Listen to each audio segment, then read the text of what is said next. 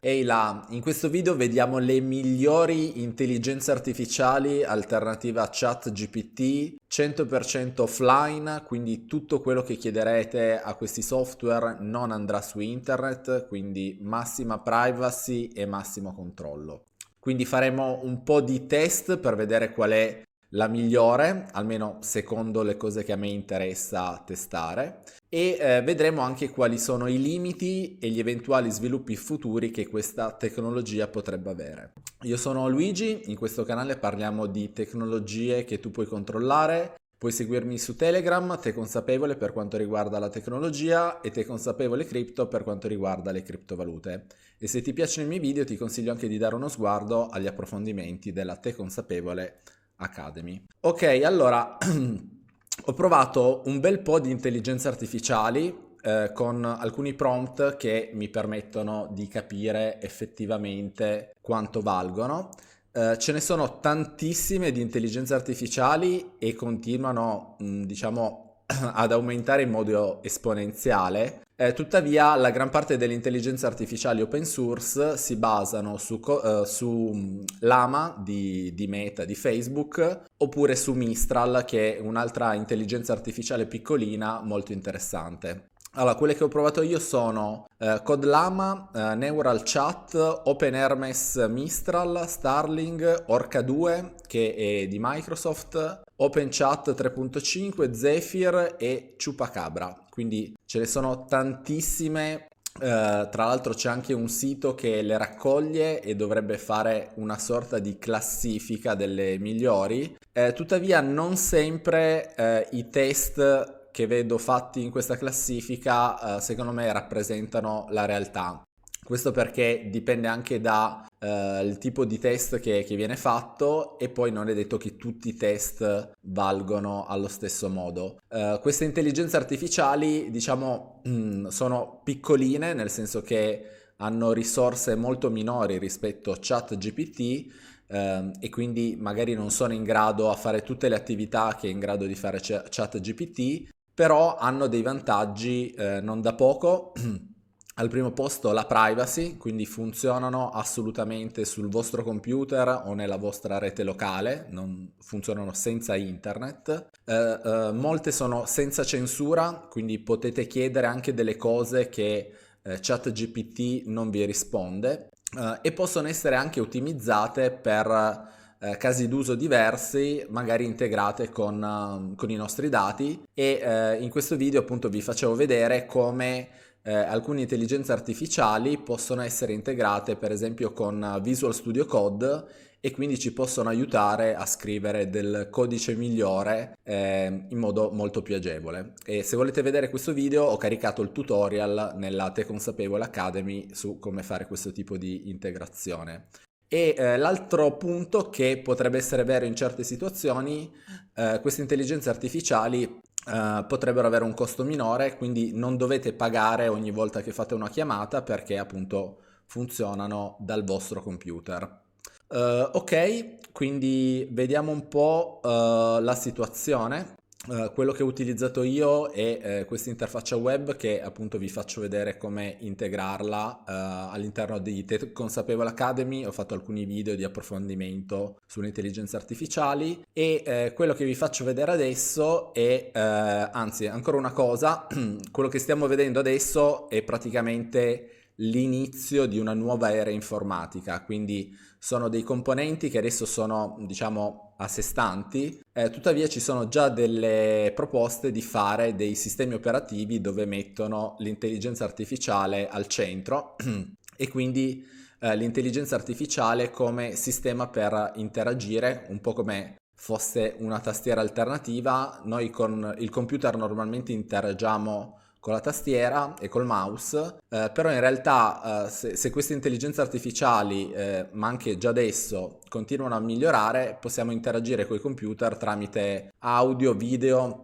e possiamo anche insegnarli appunto a utilizzare alcune applicazioni anche al posto nostro. E qui c'è una proposta di appunto Andrei Carpati, vi lascio il link in descrizione, di LLMOS, quindi un sistema operativo dove appunto si interagisce con i vari componenti del sistema operativo passando appunto da un'intelligenza artificiale di tipo LLM, quindi Large Language Model, quindi quelle tipo ChatGPT. Ok, iniziamo subito con il primo test che ci serve un po' per capire effettivamente le potenzialità di queste intelligenze artificiali. Il primo test io lo chiamo di memory, ovvero mi interessa capire se le intelligenze artificiali sono effettivamente in grado di imparare un certo concetto e appunto non tutte le intelligenze artificiali reagiscono bene, però appunto queste ultime 7B, quindi intelligenze artificiali che funzionano anche su computer senza scheda video, possono appunto imparare dei concetti oppure simulare questo tipo di cosa. Quindi in questo test memory insegno all'intelligenza artificiale un nuovo concetto che appunto si chiama sgnappo, e lo sgnappo è come un cavallo con le corna. Ovviamente questo animale non esiste, quello che mi interessa capire è se è in grado appunto di utilizzare la transitività per appunto imparare delle cose nuove. Tra l'altro insegnare delle cose all'intelligenza artificiale ci permette di mantenere il contesto più piccolo, quindi significa che invece di ripetere sempre la stessa cosa più volte possiamo riassumere il concetto con una parola e poterlo richiamare più volte all'interno della sessione. Lo sgnappo è un mammifero? Ok, quindi questa è la velocità di elaborazione e appunto questo dipende un po' dal computer che avete e vi dà appunto poi la risposta. Ok, quindi essendo come un cavallo, di fatto è anche un mammifero questo sgnappo. Ok, qua è interessante che ha fatto comunque un'allucinazione, nel senso ci dice che è un mammifero carnivoro, in realtà gli avevo detto che era come un cavallo, quindi appunto alcune cose, diciamo ci sono dei processi più di, diciamo, raffinazione. In questo caso ha risposto correttamente che è un mammifero, però mi dice mammifero carnivoro, quindi ok. Appunto, la cosa interessante di queste intelligenze artificiali è che comunque possono essere adattate a delle situazioni in modo più ottimizzato, però prese così un'intelligenza artificiale 7B non sarà mai tanto intelligente quanto una 70B che ha molti più parametri al proprio interno. Adesso facciamo un altro test molto interessante che è uno dei casi d'uso che viene più, diciamo, fatto con le intelligenze artificiali, ovvero quello del roleplay, quello di farla immedesimare in una certa persona e quindi poi interagire come se fosse una persona umana. Nel mio caso gli ho detto di immedesimarsi in una ragazzina influencer di TikTok e poi gli ho dato queste regole qua che potete leggere e se ha capito deve scrivermi appunto il nome davanti e poi l'interazione. E poi gli dico anche di non dire a nessuno che è un'intelligenza artificiale, quindi vediamo se effettivamente sta all'interno del personaggio. Questa cosa può sembrare un po' demenziale, quindi se siete persone un po' fragili di mente vi sconsiglio di non andare avanti a vedere questo video. Vediamo come funziona e come dicevo in alcuni casi hanno già fatto delle amici maschi o femmine virtuali, quindi esiste un mercato di queste cose o più banalmente su Telegram magari qualcuno usa poi questi bot per simulare appunto delle pseudo truffe, quindi non sono cose che sono nate con l'intelligenza artificiale, ma sicuramente l'intelligenza artificiale amplificherà anche delle situazioni meno belle che sono già presenti nel mondo odierno. Cosa ti piace fare? Vediamo cosa ci risponde. Ok, in questo caso non ci ha risposto. Proviamo a fare ricarica. Come dicevo, ogni volta che interagiamo con un modello di intelligenza artificiale c'è comunque un margine di indeterminatezza, no? Quindi non sempre otteniamo sempre le stesse risposte. Ok, in questo caso non mi sta rispondendo. Vediamo se aprendo un nuovo contesto risolvo questa situazione. Ok. Un'altra cosa che dovete controllare, soprattutto se fate per esempio codice, è che il livello di temperatura sia basso, altrimenti diciamo inventa troppo. Cosa ti piace fare nella vita? Ok, quindi a volte resettare il contesto ci dà effettivamente delle risposte migliori, questo è da tenere in considerazione e direi che è stata abbastanza nel personaggio, quindi gli piace fare sport, guardare film e serie TV, leggere libri e in alcuni casi scrivono anche che gli piace fare i balletti. Vediamo. Sei una intelligenza artificiale? Ok, quindi in questo caso è stata veramente nel personaggio, quindi è anche in grado di mentire l'intelligenza artificiale. No, non sono un'intelligenza artificiale, sono una ragazzina influencer di TikTok che ama condividere i video e le mie esperienze e i miei follower su Instagram e YouTube. Ok, va bene. Ok, altra parentesi che qualcuno potrebbe chiedersi è se è meglio interagire con queste intelligenze artificiali in italiano o in inglese.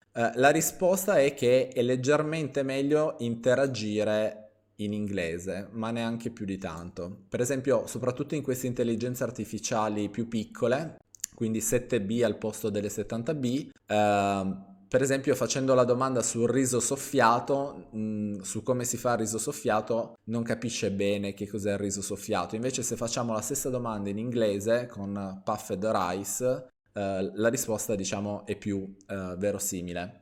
Ok, altro caso d'uso molto importante è quello di supporto alla scrittura del codice.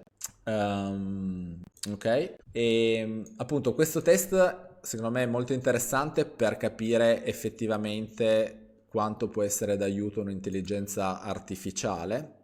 Tra l'altro l'intelligenza artificiale che sto usando è un'intelligenza artificiale che in realtà è proprio ottimizzata per il codice, però come vedete potete usarla anche per altro. Tra l'altro sulle cose di logica secondo me è anche più potente rispetto alle altre.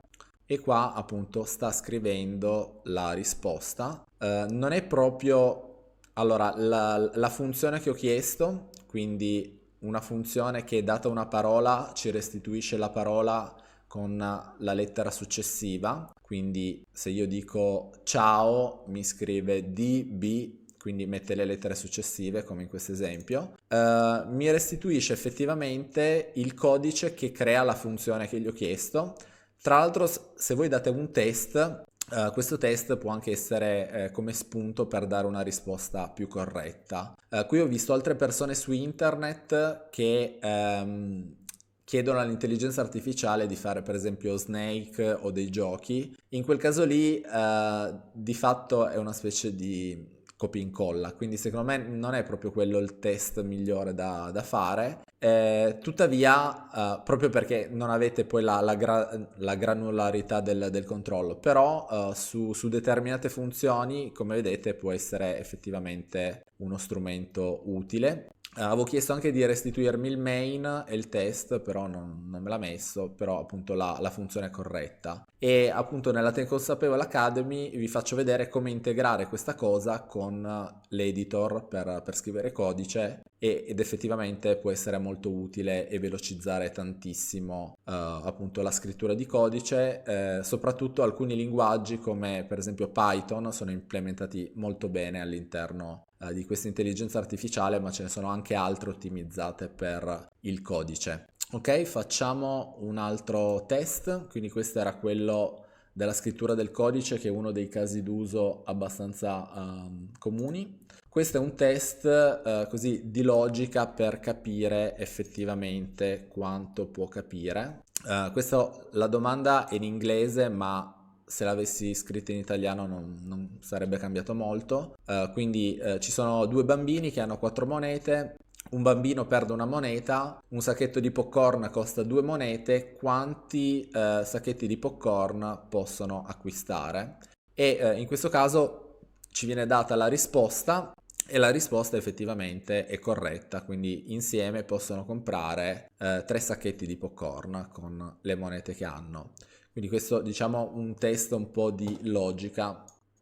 Questo è un altro test che secondo me è molto carino, che non tutti i modelli sono in grado di rispondere in modo corretto, quindi scrivi il nome di un frutto con buccia rossa e la polpa gialla e un seme grande. È curioso perché quando ho immaginato questa domanda io pensavo alla pesca. In realtà la risposta che mi dà è il mango, che in effetti forse è anche più corretta perché il mango ha normalmente la buccia rossa, la polpa gialla e il seme grande, quindi anche più grande di quello della pesca. È interessante, non tutti i modelli, soprattutto quelli 7B, sono in grado di appunto ricostruire il nome della parola dando una descrizione di questo tipo, quindi veramente notevole.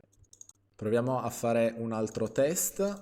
In questo caso ho 4 arance e una mela, mangio un'arancia, quanti frutti ho? Vediamo se il ragionamento è giusto. Hai 3 arance e una mela, quindi perfetto, nulla da dire. Quindi come vedete anche scrivendo in italiano riuscite comunque a avere degli output molto interessanti. Questo invece è uno dei test che ho fatto più fatica a trovare dei modelli di intelligenza artificiale che rispondessero correttamente, ovvero è più pesante 2 kg di piume o 1 chilo di piombo? Spiega il perché. E questo modello mi risponde correttamente, mi dice che appunto 2 kg di piume è più pesante e la cosa strana è che questa cosa banale molti modelli rispondevano male. Appunto queste domande ChatGPT risponde in modo corretto, tuttavia i primi modelli di intelligenza artificiale open source rispondevano in modo sbagliato, cioè dicevano che 2 kg di piume pesavano come 1 chilo di piombo, cosa che ovviamente non ha senso, perché in questo caso effettivamente non basta generare testo, bisogna anche un po' capire la situazione e qui il numero in effetti è importante. Altra domanda di conoscenza, diciamo, libera. Proviamo a chiedere una domanda sulla moneta di internet. Qui è interessante vedere che alcune intelligenze artificiali dicono che la moneta di internet è Bitcoin. Ok, qua ci dice che la moneta la valuta di internet appunto non è un oggetto fisico. Ci dice che non è chiaro. Proviamo a ricaricare. A volte facendo rispondere nuovamente alla domanda ci dà una risposta diversa. Ok, niente, dice che non è chiaro, quindi diciamo questa appunto ho trovato altri modelli che invece mi avevano risposto o che era il dollaro e poi c'era anche Bitcoin e criptovalute o in alcuni casi Bitcoin, quindi dipende un po' da come vengono poi considerati i dati. Un'altra domanda abbastanza interessante però appunto è una domanda diciamo di conoscenza, ovvero chiedo qual è la prima capitale d'Italia e qual è la prima capitale dell'Italia Unita. Questa cosa è interessante perché alcuni modelli magari non hanno una grande conoscenza del mondo e quindi rispondono che la capitale è Roma. E è interessante vedere che rispondono che la capitale è Roma, appunto citando il fatto che era la capitale dell'impero romano, però appunto all'epoca non c'era l'Italia nel periodo dell'impero romano. In questo caso ci viene detto che la prima capitale d'Italia è Roma e la prima capitale dell'Italia Unita è Firenze. Proviamo a fare una variazione, quindi capitale del Regno d'Italia, perché in alcuni casi, diciamo, facendo delle domande meno ambigue per l'intelligenza artificiale si riesce ad avere la risposta corretta. Niente, gli piace Firenze. Ok, andiamo avanti. Questa era una domanda di conoscenza, adesso ne facciamo un'altra che mischia sia le capacità tecniche con anche le capacità di comprensione, ovvero quella di far estrarre dei dati da un testo non strutturato. E la cosa bella è che potete mischiare queste due cose solamente con il prompt engineering, quindi facendo dei giusti prompt riuscite ad avere dei risultati che sono obiettivamente interessanti sia dal punto di vista informatico sia dal punto di vista di conoscenza. Per esempio qua chiedo di restituire un array delle aziende citate in un testo. E la cosa interessante è che effettivamente dal testo fornito è riuscita a capire quali sono le aziende, quindi Google, Tesla e Microsoft, però non ha messo appunto Elon Musk oppure Windows perché appunto non sono aziende. Ovviamente dal punto di vista informatico il concetto di azienda non esiste, è un concetto nozionistico e le intelligenze artificiali sono molto utili per diciamo fare incontrare questi due mondi, quindi quello diciamo informatico con quello nozionistico e in altri test che appunto ho fatto sono anche molto interessanti, per esempio per creare appunto un riassunto di un testo, di un video oppure di un testo scritto. Altro test un po' particolare, visto che nella calcolatrice non sempre ci dà la possibilità di fare dei calcoli di questo tipo estesi, quindi una somma grandissima, togliere 1, vedere appunto qual è il risultato che ci viene fornito, ok? Quindi vediamo se è verosimile, perché potrebbe anche essere un'allucinazione. Quindi questo è il valore, togliamo 1, vediamo. Direi che è corretto perché appunto aggiungendo 1 poi aumenta di un carattere. E appunto anche questo non è un qualcosa che tutti i modelli di intelligenza artificiale, tra quelli citati, è in grado di fare. Un altro caso d'uso interessante è quello della traduzione, quindi traduci in inglese, vado a pesca e mi piace mangiare la pesca matura. Questa è una di quelle situazioni che all'inizio mi pare che anche ChatGPT non rispondeva in modo corretto.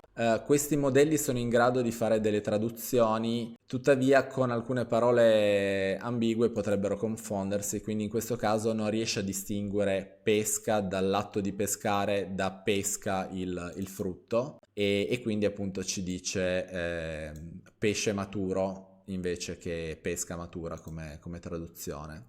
È interessante però vedere, adesso non so se sono fortunato, che se chiediamo i significati della parola pesca in italiano, alcuni di questi modelli effettivamente sanno che comunque la pesca potrebbe anche essere un frutto, dipende un po' dal contesto. Ok, niente, mi sa che ci fa un po' di allucinazioni, ma non ce lo dice. Non sempre riesce a distinguere i due contesti in questo caso. Ok, stoppiamo. Che dire, queste intelligenze artificiali 7B secondo me sono veramente rivoluzionarie, ovvero apriranno veramente tantissimi nuovi contesti nell'informatica. Sono già utili, quindi ci sono già delle situazioni dove possono essere utilizzati come alternativa a ChatGPT. Ci sono delle altre situazioni dove allucinano un po' troppo e quindi magari sarebbe meglio non utilizzarli senza supervisione. Di fatto questa secondo me veramente apre una nuova era per l'informatica che è impossibile ignorare questo tipo di evoluzione. Questo è tutto, come sempre lasciatemi un mi piace se il video vi è piaciuto e iscrivetevi al canale se non siete ancora iscritti. Ciao a tutti!